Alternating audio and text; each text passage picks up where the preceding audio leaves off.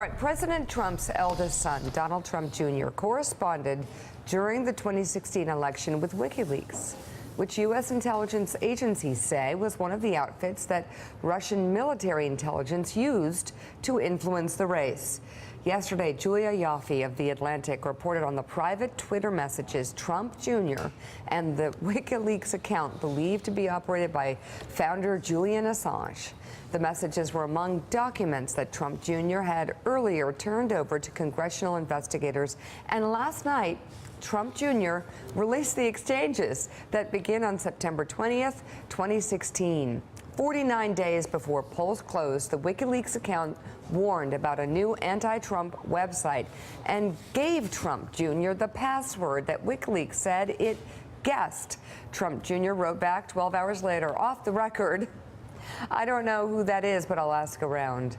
An anonymous source familiar with the congressional investigators into Russian interference told The Atlantic that on the same day, Trump Jr. did ask around, emailing other senior campaign officials, including Steve Bannon, Kellyanne Conway, digital media director Brad Parscale, and Jared Kushner. Kushner reportedly forwarded the email to press aide Hope Hicks.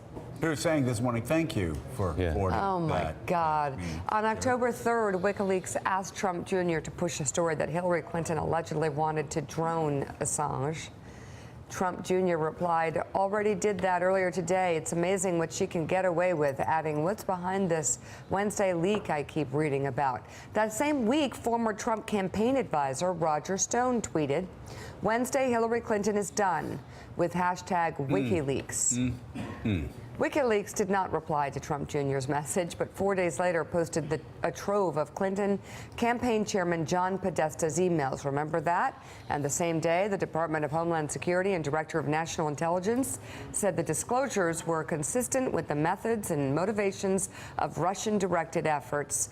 As candidate Trump publicly praised Wikileaks, the group wrote to Trump Jr. again on October 12th, suggesting how to get their followers to share their materials and find stories the press was missing. 15 minutes later, candidate Trump this is tweeted. 15 minutes later, after getting It's amazing. the direct message from Julian Assange or from WikiLeaks. Very little pickup by the dishonest media of incredible information provided by WikiLeaks. So dishonest, rigged system. Speaking of rigged. And 2 days later, Trump Jr. shared the link himself. WikiLeaks continued to reach out to him as recently as this July, but he did not respond. A lawyer for Trump Jr. said the president's son has worked cooperatively with each of the investigating committees, voluntarily turned over thousands of documents, and said any questions about his messages with WikiLeaks had been answered on the appropriate forum. All right. So, Willie, first of all, a little cleanup. Roger Stone said Hillary Clinton is done, and a couple days later, WikiLeaks comes out, right? Yeah. So obviously he was saying Hillary Clinton is done making like the old-time risotto. She's going to use Podesta's new risotto recipe that's going to be contained inside of there. But also, almost as important as that are the lines now that are starting to be drawn. And here's again, you've got Donald Trump nodding and winking to the Russians, to WikiLeaks. You have Roger Stone bragging about his connections with Guccifer 2.0, which our intel agencies say are Russian hackers. And now this. I mean, it's, again, those lines really are starting to get connected, and suddenly, what a tangled web there will be. Yeah, and they've claimed no coordination. Boy, this sure looks like coordination. When you see all the pieces of the puzzle, they start to move together a little bit. When you have Donald Trump Jr. being contacted by WikiLeaks, Donald Trump, his father, out on the campaign trail, touting and celebrating the release of WikiLeaks. And let's remind our viewers, WikiLeaks is what the intel agencies have said was a vessel for Russia to influence the United States campaign. This does remind me, too, in terms of Don Jr., of that meeting he had in June of 2016, where if you're contacted by someone from Russia saying they have dirt on Hillary Clinton, or if you're contacted by WikiLeaks saying we've got emails on Hillary Clinton, if you're in the middle of a presidential campaign, you run in the other direction. You don't engage them and ask for more.